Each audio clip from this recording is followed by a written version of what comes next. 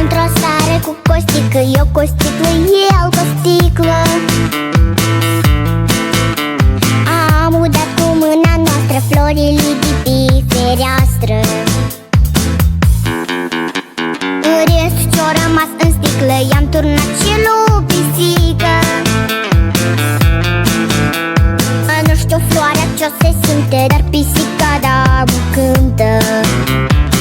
Și noi cântăm cu dânsea, hopa, țunia, țunia, hopa, toată lumea, lumea toată-i încântată de pisica talentată. Hopa, hai că-i bună, hopa, nu e o glumă, toți îl cadă pe Costică să le mai aduc o sticlă.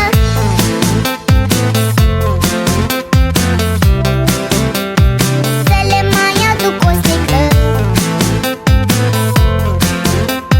Toți îl cadă pe Costică să le mai aduc o sticlă.